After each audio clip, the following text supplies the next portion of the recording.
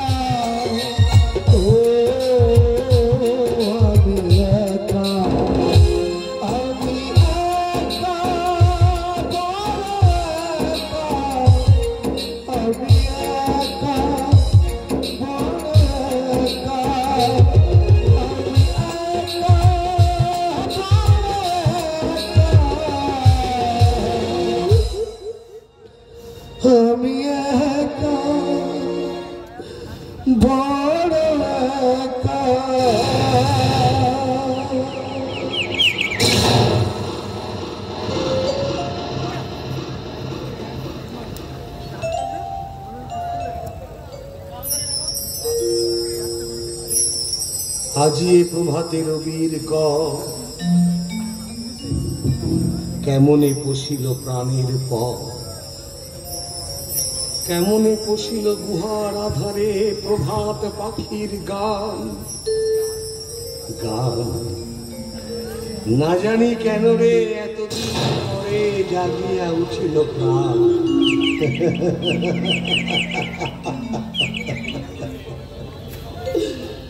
একদিন আমি কবিগুরু রবীন্দ্রনাথ ঠাকুরের এই কবিতাটা আবৃত্তি করে একটা মেডেল পেয়েছিলাম। বাংলার অধ্যাপক আমাকে বুকে জড়িয়ে ধরে বলেছিল, দীপক ইউ আর এ জুয়েল। আমি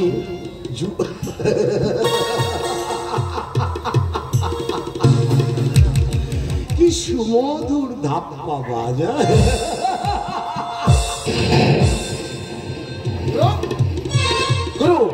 বেলা 10টার সময় সাইডিং এ গাড়ি আসছে, কিন্তু আমরা ঠিক করেছি দিনের বেলায় গাড়িতে আমরা হাত লাগাবো না। বর্তমি করে জাম দেওয়ার ভিতরে করে দ্বিতীয় নেই গুরু। মাইকেল সেগম সম্পূর্ণ একবার জানটা বেঁচে থাকলে আমরা আরো অনেক টাকা রোজগার করতে পারবো। তাছাড়া রেল পুলিশের প্রকল্পের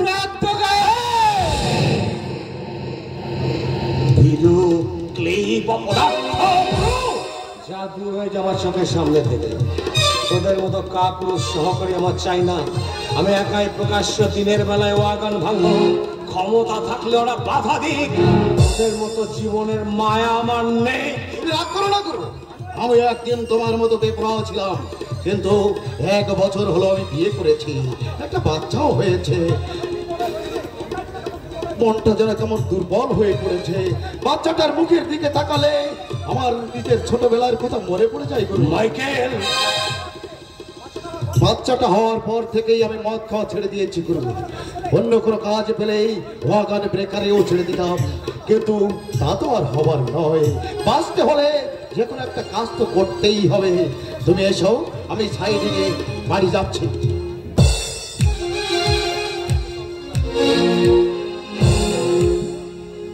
একটা পদার্থ বাচ্চা হচ্ছে,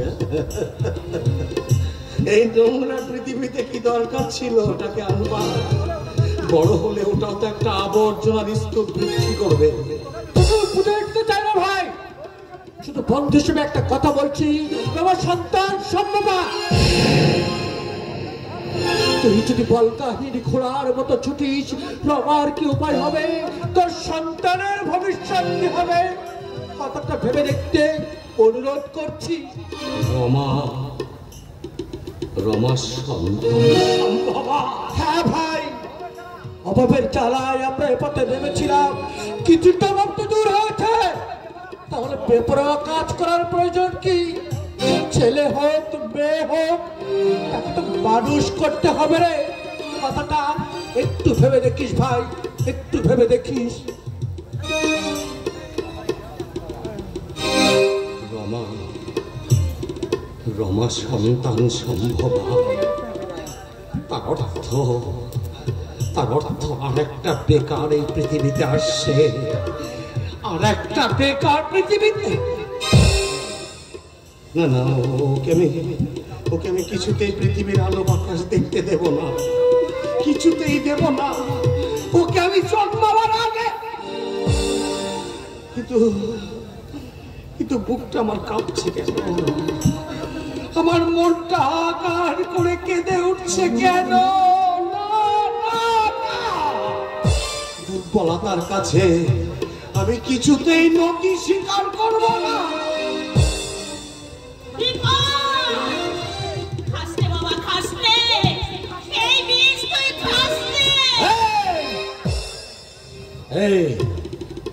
আমার পয়সা আমি মদ খাবো, মাতলামি করবো, জাহান নামে যাব। তোমার বাবার কি? বোতলটা দাও, বোতলটা দাও বলছি। আমি জানতে চাই তুমি বোতলটা দেবে কি না? আমার চোখের সামনে আমি নরকে যেতে দেব না। মা, বোতলটা দে মা, বোতলটা দে। মানে ওটা আমার মন ভোলানো জিনিস, আমার দুঃখ জ্বালা জোড়ানোর জিনিস। বোতলটা দে। কিছুতেই দেব না, এই বোতল আমি নর্দমায় ছুঁড়ে ফেলে দেব। বোতলটা দে, বোতলটা দে, বোতলটা দে।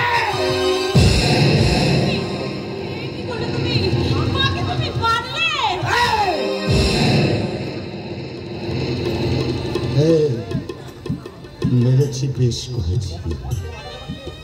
ও আমাকে মদ খেতে বাধা দেবার কে রে? ও আমাকে মদ খেতে বাধা দেবার কে? বস্তি থেকে পাকা বাড়িতে এনে তুলেছি, দুবেলা মাছে ভাতে খাওয়াচ্ছি, তেল হয়েছে তেল। আমি মদ খেয়ে জাহান নামে গেলেও বাধা দেবে কেন? ও বাধা দেবার কে? আবার কোনোদিন বাধা দিতে এলে একেবারে খুন করে ফেলবো।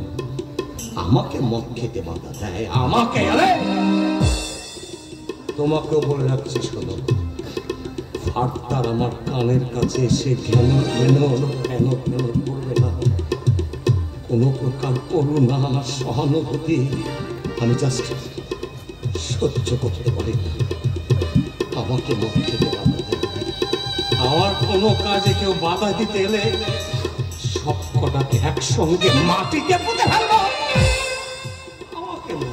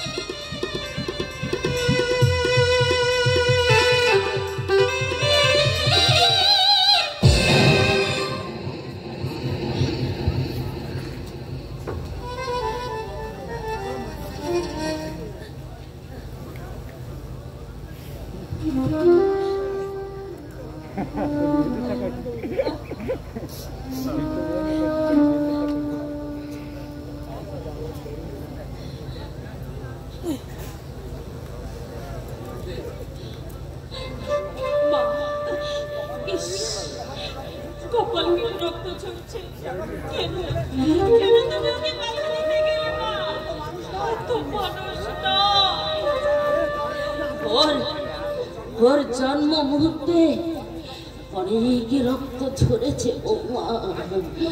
আজ অতিপু রক্ত ছড়িয়ে গেল, ছড়াকে কত রক্ত ঝরাবে। আমি চলেই যাচ্ছি বৌমা, তোমার শ্বশুর রইল, দেখো অসুস্থ মানুষটার কোনো কষ্ট নাই। তুমি কোথায় যাবে আমাদের ছেড়ে? তুমি কোথায় যাবে? কোথায় যাব তা তো আমি জানি না মা। তবে এখানে আর নয়, আজ হাতে মেরেছে, কোন দিন হয়তো গলায় ছুরি বসিয়ে দেবে। একটু সাবধানে থাকিস মা, ও যা বলে শুনি। এই শরীরে মারধর করলে যেটা আসছে সেটাও বাঁচবে না। ওর প্রাণে তো দয়া মায়া নেই। ও মা,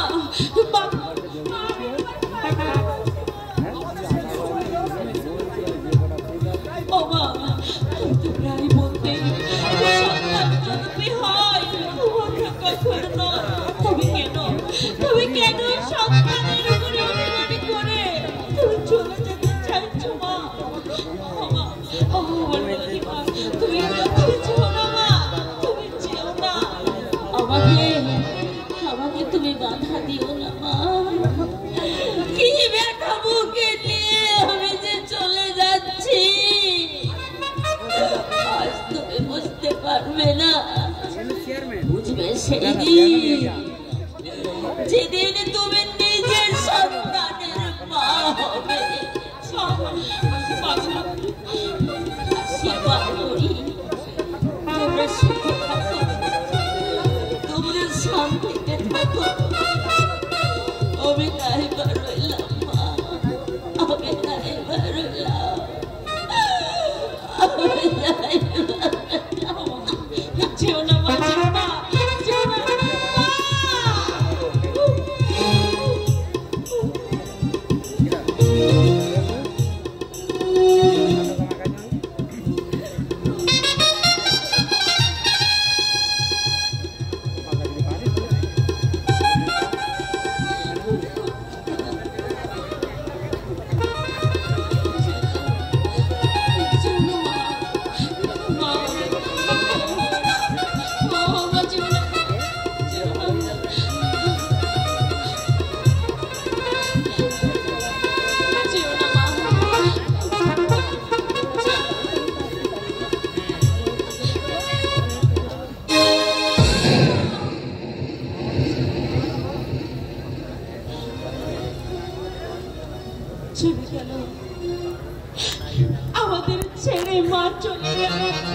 কিন্তু আমি এখন কি করি, কাকে পাঠাই, কোন মতের আড্ডায় গিয়ে বসে আছে কে জানে।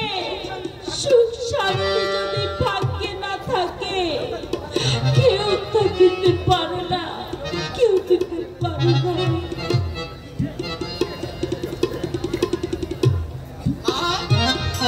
মাগো, এই রমা, মাকে একটু ডেকে দাও তো। আমার ছেলেবেলার কথা স্পষ্ট মনে আছে। আমার মা ছিল হেমন্তীপুরের বৌরানী। আমার মায়ের সারা অঙ্গে ছিল গয়না। আবার আমি আমার মাকে ঠিক আগের মতো করে সাজাবো। রমা, রমা, ডাকছো কেন? এই মাকে একবার ডাকো তো। মা? হ্যাঁ হ্যাঁ মা, এই দেখো না, এই নেকলেসটা মায়ের জন্য এনেছি। দেখো বাবু, তুমি যে আমার মাকে হিংসে করো না। আরে বাবা, তোমারও হবে, তোমারও হবে। কি হলো, মাকে ডাকো। মা? আরে কি দাঁড়িয়ে ম্যামা করছো? মাকে ডাকতে বলছো, শুনতে পাচ্ছ না? মা নেই। মা কোথায় গেছে? চলে গেছে। চলে গেছে? কোথায় চলে গেছে? পক্ষে তুমি মাকে মারলে। মারলাম? আমি আমার মাকে মারলাম? কি বলছো তুমি পাগলের মতো? নেশা করলে তোমার আর কোনো হুঁশ জ্ঞান থাকে না। যে মাকে তুমি দেবীর মতো শ্রদ্ধা করতে, সেই মাকে তুমি এমনি ভাবে ঠেলে ফেলে দিলে। মায়ের কপাল কেটে রক্ত ঝরছিল। সত্যি সত্যি তুমি অমানুষ হয়ে গেছো, নইলে মায়ের গায়ে তুমি হাত তুলতে পারবে না। তুমি কি বলছো? আমার মায়ের কপাল ফেটে রক্ত ঝরছিল? আমি আমার মাকে মেরেছি? আমার মাকে? যাবার সময় মা তোমাকে অভিশাপ দিল না, শুধু বললো তোমরা ভালো থেকো বৌমা। তুমি মাকে ফিরে নিয়ে এসো। সারা জীবন মা শুধু দুঃখ করে পেলে, সুখের মুখ দেখলেন না। তুমি মাকে ফিরে নিয়ে এসো, মাকে তুমি ফিরিয়ে নিয়ে এসো।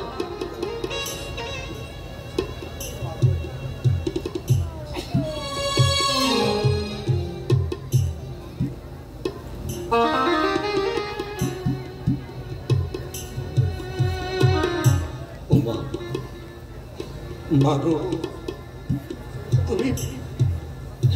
তুমি ফিরে এসো মা, তুমি ফিরে এসো। আমি একটু মানুষ জানোয়ার বনে গেছি মা। এই হাত দিয়ে আমি তোমাকে মেরেছি, এই হাত দিয়ে আমি তোমাকে মেরেছি। ক্ষমা করো মা, তুমি তোমার মা, আমার সন্তান প্রিয়সী জননী। জননী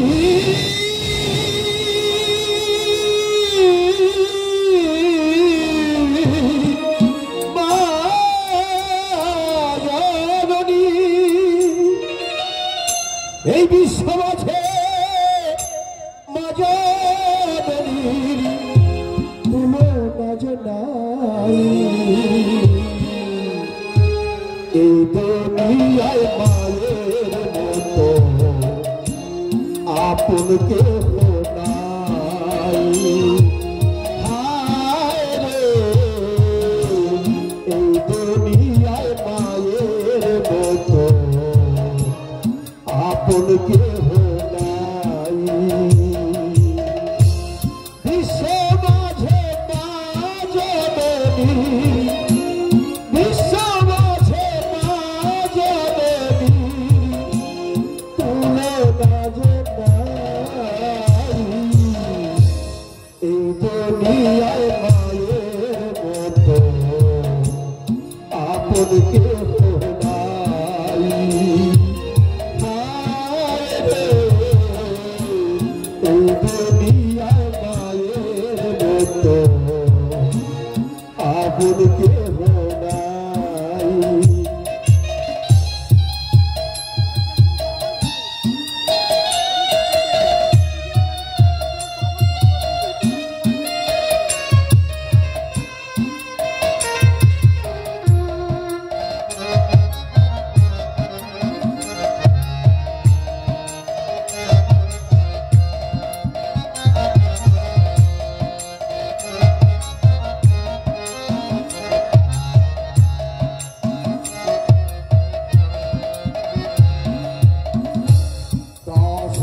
সময় দাও দিন ধরেছে মা কত কষ্ট করে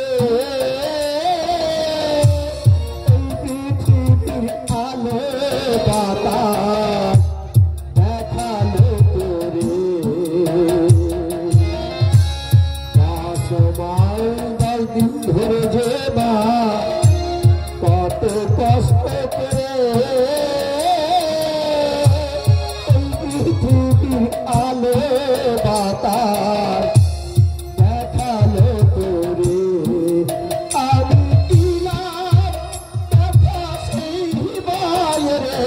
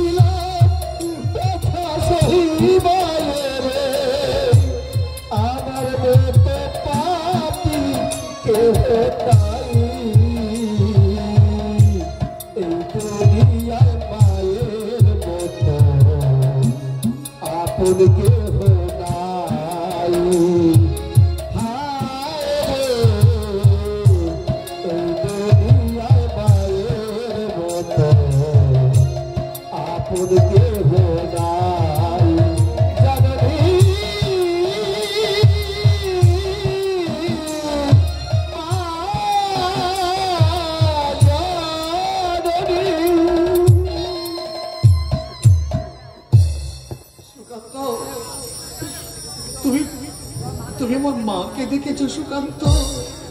তুমি তো এই মাত্র এই পথ দিয়ে এলে। আমার মা একটু আগে এই পথ দিয়ে চলে গেছে। আমার মাকে তুমি দেখেছো সুকান্ত? না দাদা কোথায় গেছেন না আমি জানি না সুকান্ত। আমার মা আমাকে ছেড়ে চিরদিনের মতো বাড়ি ছেড়ে চলে গেছে। আর বোধহয় আমি আমার মাকে খুঁজে পাবো না সুকান্ত। সুকান্ত আমার মাকে এনে দাও সুকান্ত, আমার মাকে এনে দাও। আমার মা ছাড়া এই পৃথিবীতে আমাকে ভালোবাসার মতো কেউ নেই। আমার মাকে এনে দাও, আমার মা। ওরে বিশ্ব মাঝে মা জননী, বিশ্ব মাঝে মা জননী, তুলে না যে এই দুনিয়ার মায়ের মতো আপন কেহ নাই। হায় রে এই দুনিয়ার মায়ের মতো আপন কেহ নাই। জননী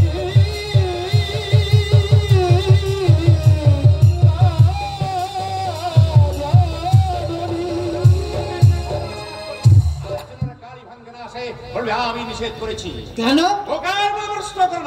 বিশ্বস্ত সূত্রে খবর পেয়েছি আল্লাহ নিয়ে সরজমিনে তদন্ত করতে।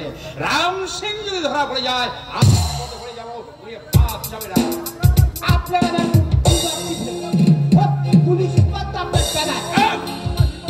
আবার বিপদের মতো কথা বলে জামাই তার বাড়ির মধ্যে আটকে রেখেছিলাম, বেশি হলে বিক্রি করে দেবো। সেই তোমার তার এখন ফাঁস এবার গলা আটকে গেছে। বাড়ির সামনে পুলিশ পিকেট বসিয়েছে, মালগুলো সরার সুযোগ পাচ্ছি না। এখন কি যে করি, এমন বিপদ হয়ে যাবে। আপনার বাড়ির সামনে পুলিশ পিকেট? হ্যাঁ, হতভাগা বলে এখন নাকি নিরাপত্তার অভাব দেখা দিয়েছে, তাই পুলিশ পিকেট বসিয়েছে। আসলে আমার দরকার নেই, একটা মেয়ে অপদার্থের হাতে আমার মেয়েটাকে তুলে দিয়েছি। আপনাকে তাহলে গ্যারা গলে মাথায় কিন্তু আগুন জ্বলছে। মেয়েটাকে জলে ফেলে দিয়েছি, শ্বশুর পিতে চললো, সেই শ্বশুরের পেছনে এমন জামাই থাকার সে না থাকায় অনেক ইঁদুর বলে কেউ করে ফেলে না ঠেলে, আপরে ইচ্ছায় সব পরে। ইঁদুর মারা কল রয়েছে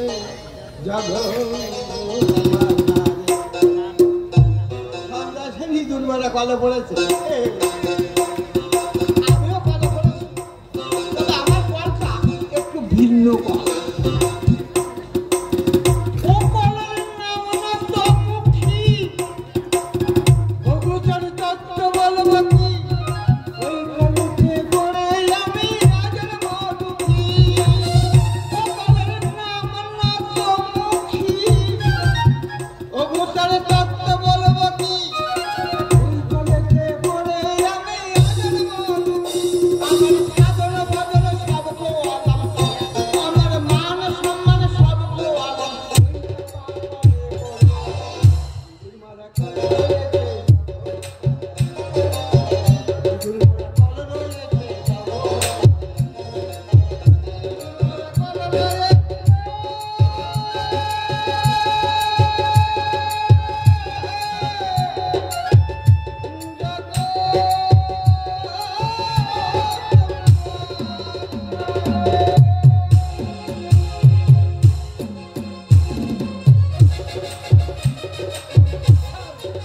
আমরা রেলওয়ে বেশি চুরি আছে ব্যাটারি এমন পেপার দেব ধরতে পারে না।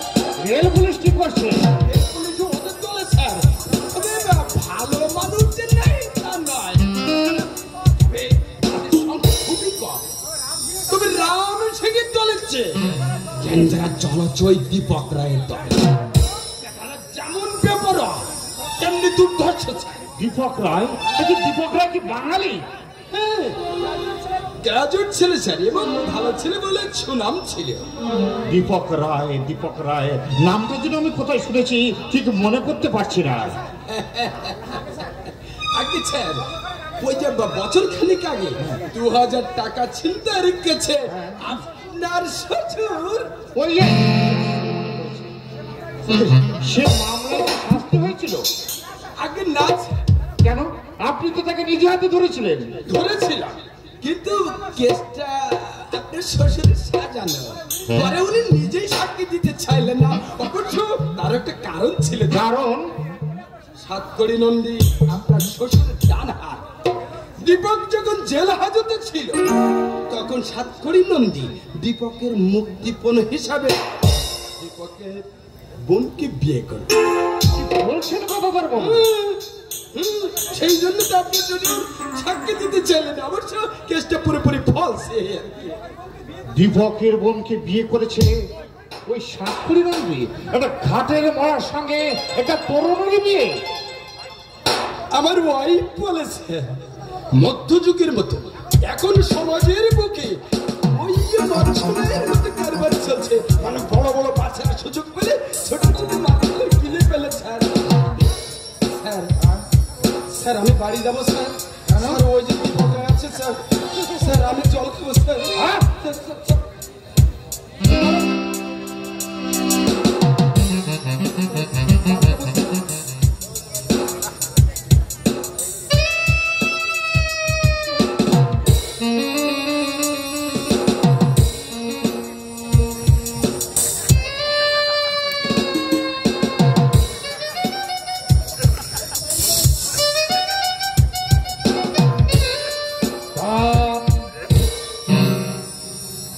আমাকে বলছেন? হ্যাঁ, রেল লাইনের দিকে যাবেন না।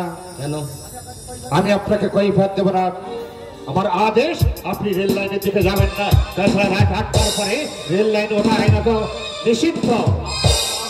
নিশ্চয় উনি জেলা পুলিশ সেবার ওনার আদেশ মানতে তুমি বাধ্য। নইলে আমরা তুমি চুপ করো বউয়ের ভাই। শুনছেন আপনি? আমাকে বইয়ের পাই বলছে স্যার। কি নাম আপনার? Wagon breaker.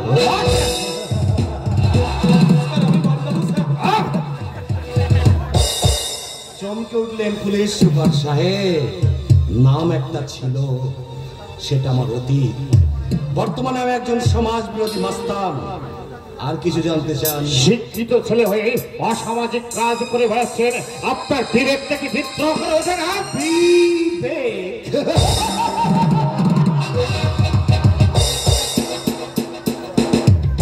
পুলিশ সুপার সাহেব, ওসব বিবেক টিবেক অনেক আগে মুছে সাফ করে দিয়েছে। শুনুন না বিচার, আজ আমার টাকার বিশেষ প্রয়োজন, আর সেজন্য গাড়ি ভাঙা ছাড়া বিকল্প কোনো পথ নেই আমার। আচ্ছা চলে, গুড।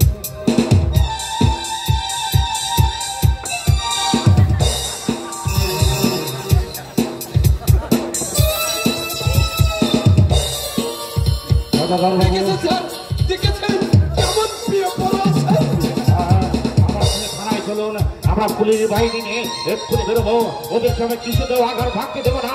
আসুন আসুন আমার সঙ্গে, ওয়াইফ আর ওয়াইফ আসুন আমার সঙ্গে। মাথাটা নষ্ট করে দেবেন দেখছি, আসুন আমার সঙ্গে।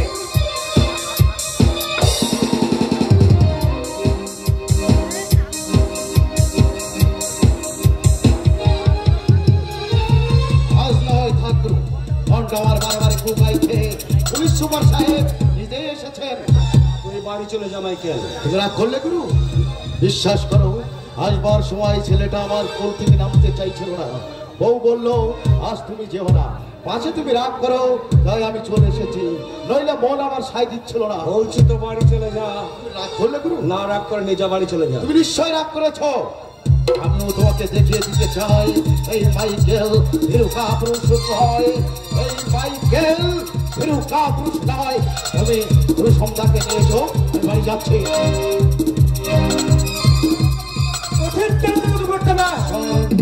এই দলবল নিয়ে পিছনে ব্রেক ভ্যানের দিকে গাড়ি ভাঙার আওয়াজ করবি, ঠিক আছে? আমি একা ইঞ্জিনের দিকে থাকবো। কাউকে করিস না, যা বলছি সেটা কর। পুলিশ আসছে।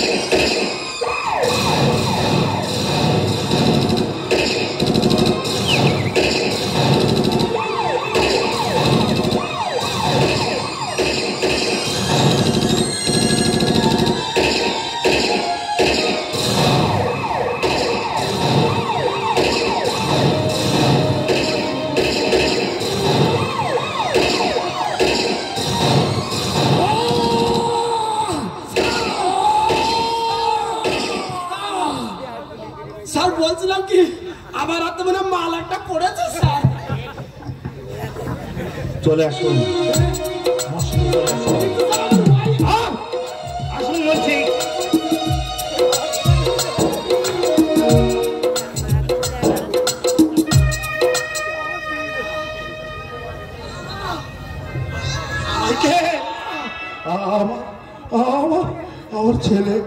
আমার ছেলে আর বউটাকে তুমি দেখো দীপকদা, তুমি দেখো। আমি চলে যাচ্ছি, অসৎ কর্মের শাস্তি নিয়ে আমি চলে যাচ্ছি। মাইকেল, আমি তোকে বারবার নিষেধ করলাম, আমার সঙ্গে তুই আসিস না। নিয়তি আমাকে এখানে টেনে নিয়ে এসেছে দীপকদা। মাইকেল, আমার খোকাকে আমি তোমার হাতে দিয়ে গেলাম, তুমি ওকে ওয়াগানে ব্রেকার হতে দিও না। আমি তোকে কথা দিচ্ছি মাইকেল, আজ থেকে তোর স্ত্রী সন্তানের সমস্ত দায়িত্ব আমার। শুধু তাই নয়, তোর এই অকাল মৃত্যুর জন্য যে দায়ী সেই শয়তান কল্যাণ চৌধুরীর বুকে তাজা রক্ত দিয়ে আমি তোর আত্মতর্পণ করবো। না ওনার কি দোষ? উনি তো আইন শৃঙ্খলা রক্ষার কথা। একটু জল খাবি? কাঁধে ভর দিয়ে চল।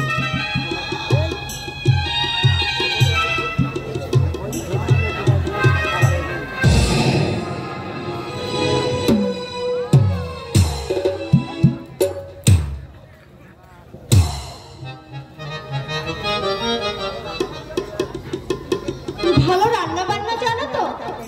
জানি মা, মেয়ে হয়ে জন্মেছি, রান্না জানবো না?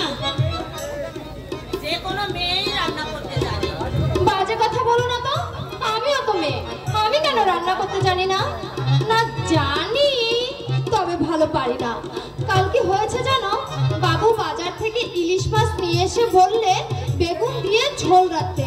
বেগুন কেটে ঝোল দিয়েছি, দেখছি ভর্তি জল দিলাম, কিছুতেই বেগুন ডোবে না। বেগুন একটু সাতলে নিলেই হয়ে যেত। কত কিছুই জানি বাবু। খেতে বসে বাবু বললেন একটা গামছা নিয়ে এসো তো শেলি। আমি বললাম গামছা দিয়ে কি হবে? বাবু বললে তোমার মাছের ঝোলে ডুব দেবো। ঝোল বোধহয় বেশি হয়ে গিয়েছিল। তুমি হাসছো বাছা? আমার তখন ভীষণ কান্না পাচ্ছিল। চাকরটাকে তাড়িয়ে দিল নিজে, এখন দোষ দিচ্ছে আমার। কথাই বলে না, যত দোষ নন্দ ঘোষ। আমি আপনাকে রান্না শিখিয়ে দেবো মা। তা তো দেবে, কিন্তু চুরি চামারি করে পালাবে না তো? না না, আমি গরিব হতে পারি কিন্তু চোর নই। মানুষ অভাবে চুরি করে না, চুরি করে স্বভাবে। কাজে লাগবার আগে এরকম কথা সবাই বলে বাবু। একমাত্র অভয়টা ছিল বিশ্বাসী লোক, চুরি টুরি করতো না।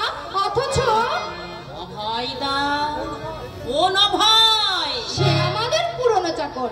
বাবুকে নাকি কোলে পিঠে করে মানুষ করেছে আমার বাবা আর আমার শ্বশুর মশাই। দুজনে যুক্তি করেই লোকটাকে তাড়ালে। শেলি, আজ কি ইলিশ মাছের ঝোল করবে নাকি নাকি বাইরে থেকে খাবে?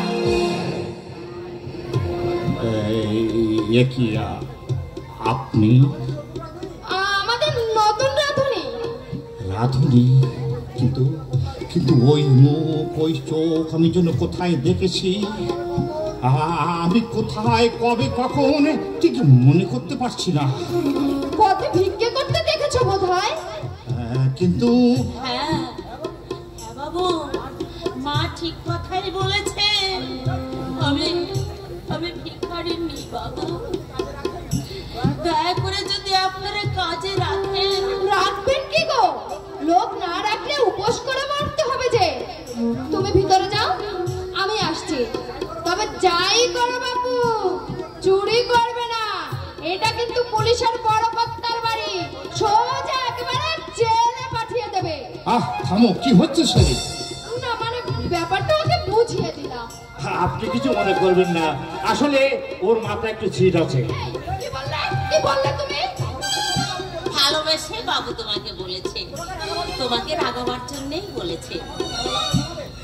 আমার খুব ভালো লাগলো তোমাদের। কিছু মনে করো না বাবা, তুমি আমার ছেলের মতো, তাই আমি তোমাকে তুমি বললাম।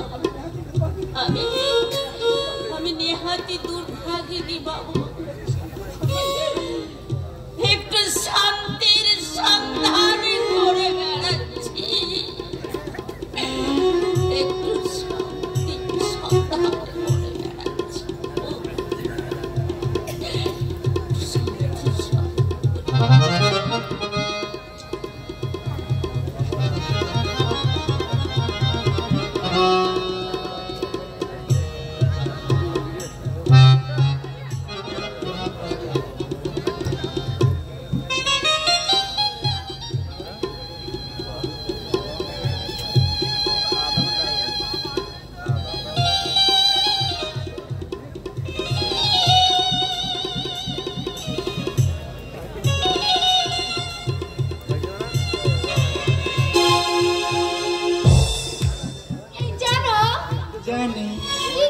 কিছুই জানি না।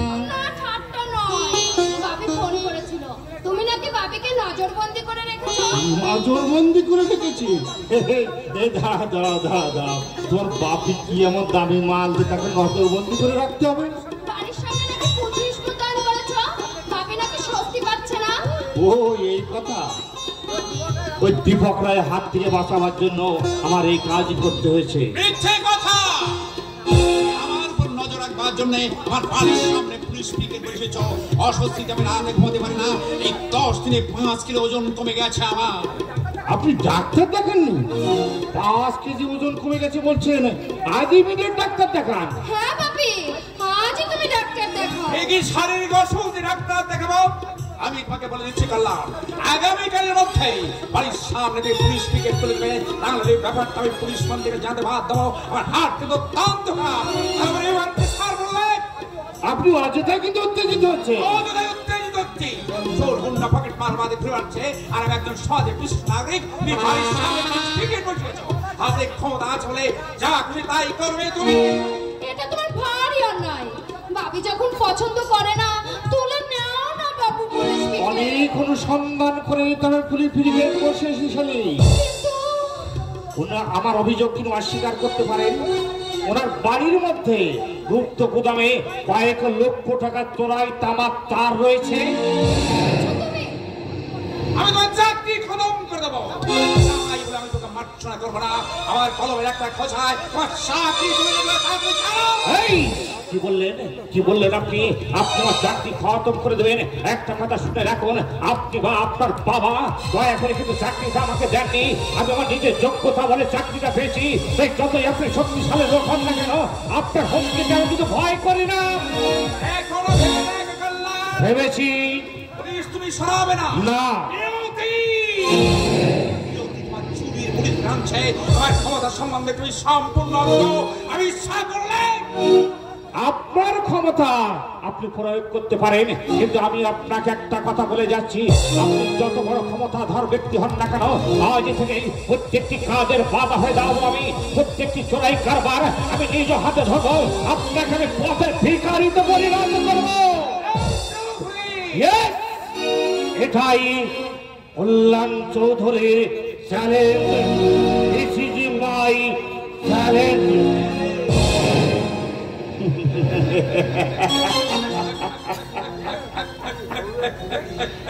এতদিনের সম্পর্কটা বুঝে টিকলো না মিস্টার সেন।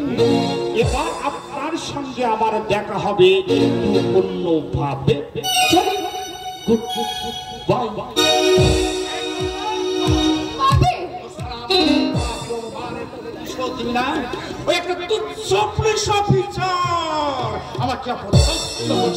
তুমি এবার পুলিশ পিকেট থেকে ভয় পাচ্ছ কেন? তোমার বাড়িতে সত্যি চোরাই মালের গুপ্ত গুদাম নেই তো? আছে মা, চোরাই মালের গুপ্ত গুদাম সত্যি আমার বাড়িতে আছে। বাপি, ওই মালগুলো আমার নয় মা, ওই হারামজাদা সাপ ওই মালগুলো কিনে আমার বাড়িতে ঢুকিয়ে গিয়েছে। কিন্তু পুলিশ তা তো বিশ্বাস করবে না, আমাকে সন্দেহ করবে। তুমি আমার বাড়িতে আসবে না। এই তোমার চরিত্র আগে আমার জানা ছিল না। ছি ছি ছি ছি, ভাবতে আমার ঘৃণা হয় যে তুমি আমার বাবা। আমি দেবতার মতো ভক্তি করতাম, গর্ব করতাম তোমায় নিয়ে, কিন্তু তোমার কথা শুনে আজ আমার ঘৃণায় মরে যেতে ইচ্ছে করছে। চোরাই মাল বিক্রি করে তুমি লক্ষপতি হয়েছ, অসামাজিক কাজ করে। বুঝতে পারছি, তুমি আমাকে সন্তুষ্ট করতে পারবে না বাবি। চোর চুরি করে পেটের জন্য, ওরার গান বাজছে পেট নামক রাক্ষসটাকে শান্ত রাখার জন্য। কিন্তু তুমি কেন চুরি করেছ?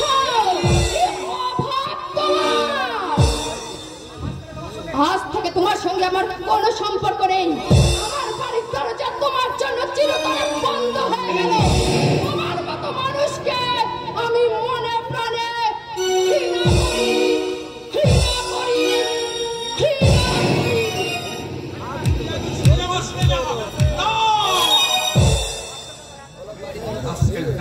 আমার একমাত্র মেয়ে জীবনটাকে পিছিয়ে দিয়েছে। কল্যাণ কি করে জানতে পারলো আমার বাড়িতে মাটির নিচে গুপ্ত গুদাম আছে? জানো তো একমাত্র সাপ। ওই সাপ আমি পৃথিবী থেকে না মুখে নয়, মুখে দেখিয়ে দেবো।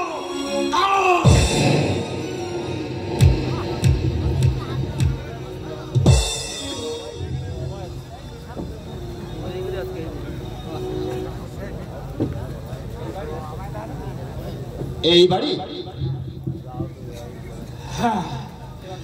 এবার তুমি যাও ভাই। কিন্তু এটা তো পুলিশ সুপারের বাংলো। পুলিশ সুপার তোমার কে হন? আমার ছেলে বলো, ভাই বলো, বন্ধু বলো, সব। মরবার আগে ওর মুখখানা একবার দেখে মরতে চাই। ও চলো, এ পৃথিবীতে আমার আমার কেউ নেই। কে? মানে দেখুন, এই লোকটা সৌতলেটা ভাঙা দোকান ঘরে শুয়ে কাতরাচ্ছিল। কাছে গিয়ে গায়ে হাত দিয়ে দেখি প্রচন্ড জ্বর। জিজ্ঞেস করলাম আপনজন কেউ আছে কিনা, এই বাড়ির ঠিকানাই বললে। তাই ভাবলাম আপনাদের কোনো আত্মীয়। বলবে না, আমরা ছাড়া মরা চিতায় তুলবার আর তো কোনো তুলোধর নেই। কেন মরতে এসেছে শুনি? রাত দেখে তো চলে গিয়েছিলে, দিল না কেউ থালা ভর্তি ভাত? তুমি একটা অলক্ষী। আমি তোমার সঙ্গে দেখা করতে আসিনি, আমি এসেছি আমার দাদা বাবুর সঙ্গে দেখা করতে। তার উপর আমার দাবি আছে। মরে যায় চাকরের আবার দাবি। আমি চলে যাচ্ছি। তোমার মতো অলক্ষীর মুখ দেখা পাপ। ভগবান তোমাকে সৃষ্টি করেনি, সৃষ্টি করেছে তোমাকে এই নরকের শয়তান। ঘর থেকে এক পাও বেরোবে না, ঠ্যাং একেবারে খোঁড়া করে দেবো। এসো এসো বলছি, এদিকে এসো। আমি থাকবো না এখানে, আমাকে ছেড়ে দাও আমাকে। কেন আমাকে ধরে টানাটানি করছো? কেন থাকবো তোমাদের বাড়িতে? রাস্তায় রাস্তায় না খেয়ে আমি শুকিয়ে মরবো। চালাকি পেয়েছো, রাস্তায় মরবে। রাস্তায় মরলে লোকে বলবে কল্যাণ চৌধুরীর বাড়ির চাকর বিনা চিকিৎসায় মারা গেছে। সে সুযোগ আমি তোমাকে দেব না। চলো আমার কাঁধে ভর দিয়ে চলো বলছি। তুমি পারবে না শেলি, আমি না হয় আবার দেখে পৌঁছে দিচ্ছি। থাক, তার আর দরকার হবে না। দয়া করে ডাক্তার সেনকে একটা ফোন করে দাও, এক্ষুনি যেন চলে আসে। শরীর ভালো নয়, তাহলে কেন মরতে বেরিয়েছিলে? দুনিয়ায় আপনজন বলতে কেউ নেই, হ্যাঁ তো তেজ কেন? তুমি আমাকে ক্ষমা করো বৌরানী। আমার জন্য তোমার এত মায়া, আর আমি তোমাকে অপমান করেছি। মায়া না ছাই, আমার স্বামীকে কোলে পিঠে করে মানুষ করেছো, তার জন্য যেটুকু না করলে নয় তাই করছি। এই যে বক্তিয়ার খিলজি, তুমি যেন আমার গল্পে মেতে যেও না। ফোনটা করে এসে যত খুশি বক বক করো, আধ ঘন্টার মধ্যে যেন ডাক্তার আসে।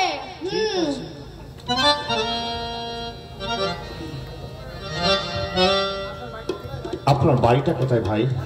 অঞ্জনগড়, আমার নাম চন্দন নন্দী। ও আইছি। আপনি তাহলে চিঠি লিখে সঞ্জয় বাবুর গোপন গুদামের কথা আমাকে জানিয়েছিলেন। সাতকড়ি নন্দী তাহলে আপনার বাবা? আগে হ্যাঁ, আমার বাবার সঞ্জয় বাবু ওই ওয়াগান ব্রেকারের মালামাল কেনা বেচা করেন। আমি তাদের কথাবার্তা গোপনে শুনে আপনার কাছে চিঠি লিখেছিলাম। এটা আমার সামাজিক দায়িত্ব বলে আমি মনে করি। বেশ, আমি আপনার কাছে আরো অনেক তথ্য শুনতে চাই। আসুন আমার সঙ্গে, আসুন। আচ্ছা চলুন।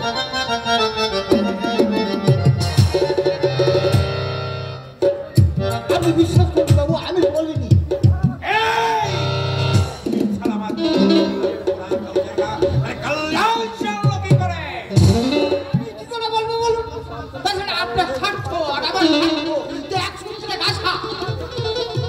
আপনার গোপন কথা ফাঁস করে দিলে আমি বাঁচতে পারবো?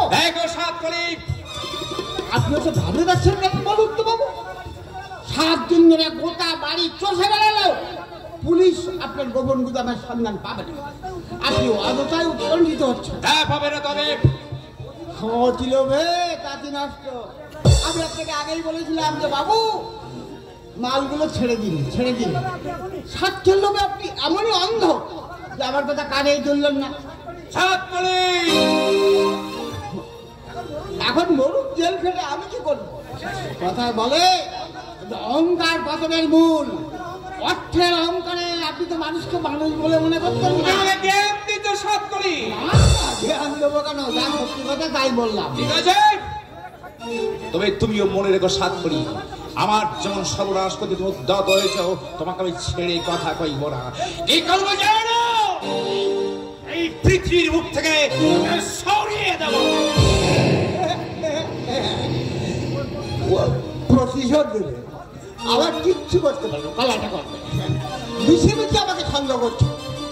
কিন্তু পুলিশ সুপারের কাছে কথাটা গেল কি করে? আমরাই এই কাজ করেছি। তোমাদের গোপন কথাবার্তা সব আমি পুলিশ সুপারের কাছে জানিয়ে দিয়েছি। তুই তুই বলেছিস? আমি কেন বললি? ওরা গুড় বেটা কেন বলতে গেলি? নিজের নাক কেটে পরের যাত্রা ভঙ্গ করতে গেলি? এই ওই মালের সঙ্গে আমারও তো 50,000 টাকার মাল রয়েছে। ইচ্ছে হচ্ছে তোকে খুন করে আমি ফাঁসিতে যাই। তোমার ফাঁসি হওয়া উচিত।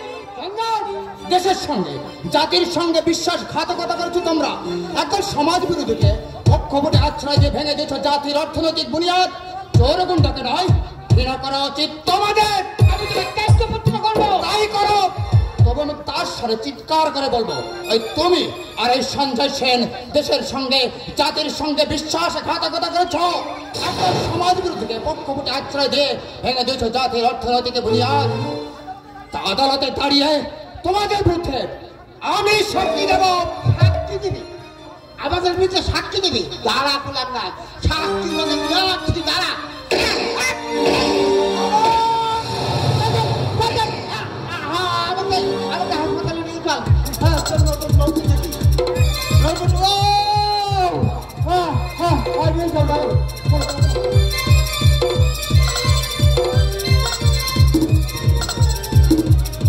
আমি আপনার কোনো কথা শুনতে চাই না। সাতকড়ি নন্দীর খুনিকে খুঁজে বের করবেন, এটা আমি দেখতে চাই। কি আশ্চর্য, আপনি একজন থানা পুলিশ অফিসার, ওয়াইফের কথা আপনি উঠবেন বলবেন? আপনার কি কোনো ব্যক্তিত্ব বলে কিছু নেই? আমি শান্তি কি আমার মানুষ স্যার। ওয়াইফকে চটালে সে আবার বাপের বাড়ি চলে যাবে। আপনার অনুগ্রহে বাসা পেয়েছি, ওয়াইফকে বাসায় নিয়েও এসেছি। নিয়ে এসেছেন, ভালো করেছেন, কিন্তু তিনি কেন তার কাজের ইন্টারফেয়ার করবেন? আমি চাই না সরকারি কাজে কেউ নাক গলাক। করেননি তো আমার ওয়াইফ বলে তুমি তারকার উপযুক্ত নাও, যাও বোদাটা বাজারে গিয়ে আলু পটল বিক্রি করো। প্রাণে বড় লাগে স্যার, নিজের ওয়াইফ যদি বলে বাইরের লোক তো বলবে স্যার। সত্যি আপনার জন্য আমার করুণা হয় গদাধর বাবু। আপনি একজন স্ত্রৈন্য, আর শুধু স্ত্রৈন্য নন, আপনি বউয়ের আঁচল ধরা। কি যে বলেন স্যার, আমার ওয়াইফ তাকে দেখেননি স্যার। আপনার ওয়াইফ সম্বন্ধে আমার কোনো কৌতূহল নেই। আমার ধারণা সাতকড়ি নন্দীকে এমন একজন খুন করেছে যার সম্বন্ধে সাতকড়ি নন্দী অনেক কিছু জানতেন। ওই দীপককে গ্রেপ্তার করবো স্যার। কেন, কোনো প্রমাণ কি আছে তার বিরুদ্ধে? আগে না, তবে আমার ওয়াইফ বলে ওই দীপকের বোনের জীবন ব্যর্থ করে দিয়েছে ওই সাতকড়ি নন্দী। সে দীপক হয়তো আপনার ওয়াইফ দেখছে আপনার মাথাটা চিবিয়ে খেয়েছে। হ্যাঁ, আচ্ছা, আপনার বিবেচনায় কি বলে ওই দীপক রায় কি খুনি? আগে না, তবে আমার ওয়াইফ দুই একদিনের মধ্যে আমি অন্দরগড়ে নতুন অফিসার নিয়োগ করছি। আপনাকে দিয়ে আর কোনো কাজ হবে না। আমি স্ত্রীণ অনেক দেখেছি, কিন্তু আপনার মতো স্ত্রীণ আমি একজনও দেখিনি। আসুন আসুন আমার সঙ্গে। আমি নাকি স্ত্রীণ, বইয়ের কথায় নাসি, অথচ বউ নাকি শুনি বলে। তুমি আমাকে একটি কথাও শোনো না, শালা কোন দিকে যায়? বউ ভালো না চাকরি ভালো? চাকরি গেলে যে কোনো একটা চাকরি ম্যানেজ করা যাবে, কিন্তু এরকম ওয়াইফ পাওয়া যাবে না।